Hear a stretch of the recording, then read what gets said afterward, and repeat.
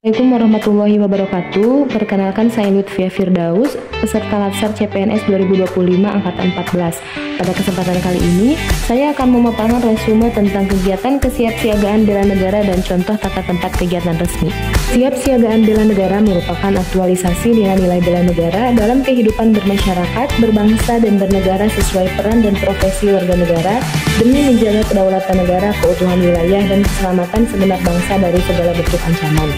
Lingkungan strategis yang berkembang sangat dinamis dan penuh ketidakpastian membuat negara sulit untuk mengetahui potensi ancaman serta tantangan terhadap kepentingan nasionalnya. Maka dari itu, pentingnya kesiapsiagaan bela negara dalam rangka menjaga eksistensi Negara Kesatuan Republik Indonesia. Lalu, apa yang harus dilakukan oleh seorang calon pegawai negeri sipil dalam upaya bela negara? Sebagai calon aparatur pemerintahan, sudah seharusnya kita mengambil bagian di lini terdepan dalam setiap upaya bela negara. Kesiapsiagaan bela negara bagi CPNS menjadi titik awal langkah panjang pengabdian yang didasari oleh nilai-nilai dasar negara seperti cinta tanah air, kesadaran berbangsa dan bernegara, serta rela berkorban. Contoh sikap perilakunya diantaranya melestarikan budaya, meninggalkan korupsi, serta patuh dan taat pada hukum yang berlaku. Dapat 5 kegiatan kesiapsiagaan bela negara yang bisa dilakukan oleh seorang CPNS, yaitu peraturan baris berbaris, keprotokolan, kewaspadaan dini, membangun tim, serta cara kamalam dan abdi semangat bela negara. Peraturan baris berbaris merupakan wujud latihan fisik yang bertujuan untuk mewujudkan disiplin yang prima agar dapat menunjang pelayanan yang prima pula. Juga dapat membentuk sikap, pembentukan disiplin, membina kebersamaan, kesetiakawanan, dan lain sebagainya. Pokok-pokok materi peraturan baris berbaris meliputi langkah biasa, langkah tegap, langkah lari, sikap sempurna, sikap istirahat, hadap kanan, hadap kiri, dan lain sebagainya. Kegiatan kesiapsiagaan bela negara selanjutnya yaitu keprotokolan. Menurut Undang-Undang Nomor 9 Tahun 2010 tentang keprotokolan memberikan penjelasan bahwa keprotokolan adalah serangkaian kegiatan yang berkaitan dengan aturan dalam acara kenegaraan atau acara resmi yang meliputi tata tempat, tata upacara, dan tata penghormatan sebagai bentuk penghormatan kepada seseorang sesuai dengan jabatan dan atau kedudukannya dalam negara, pemerintahan, atau masyarakat. Sekarang dilanjutkan dengan tata tempat dalam kegiatan resmi. Berikut ini contoh pengaturan tata tempat kegiatan resmi dalam posisi berdiri. Jika dalam posisi berdiri dan akan berjabat tangan, maka nomor yang pertama merupakan pimpinan dengan jabatan yang paling tinggi.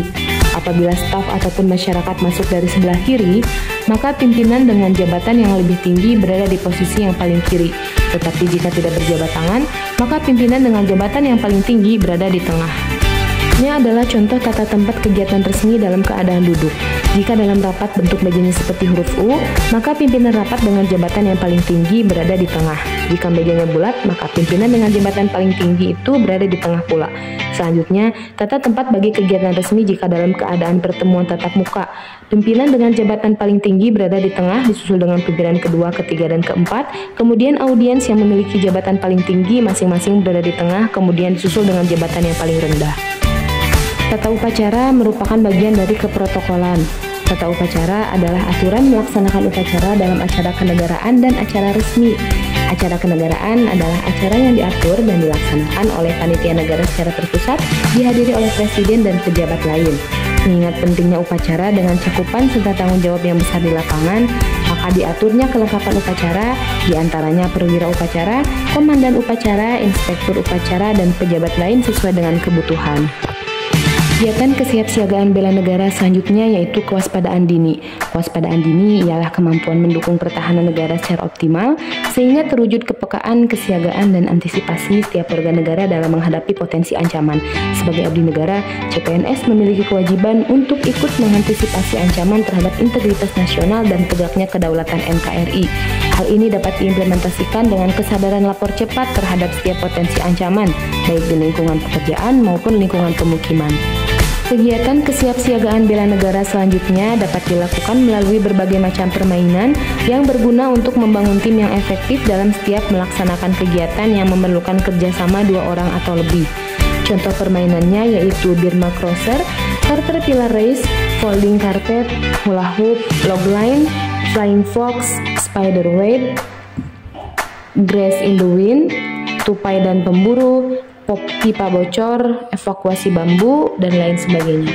Kegiatan kesiapsiagaan bela negara selanjutnya yaitu Caraka Malam dan Api Semangat Bela Negara. Caraka Malam atau yang biasa disebut jurit malam bertujuan untuk menanamkan disiplin, keberanian, semangat, serta loyalitas dan kemampuan CPNS dalam melaksanakan tugas dengan melewati berbagai bentuk godaan, cobaan, serta kemampuan memegang atau menyimpan rahasia organisasi dan rahasia negara. Lalu ada Api Semangat Bela Negara yang dilaksanakan dengan tujuan untuk mendidik dan melatih keberanian dan kepercayaan pada diri sendiri. Sekian yang dapat saya sampaikan. Terima kasih. Wassalamualaikum warahmatullahi wabarakatuh.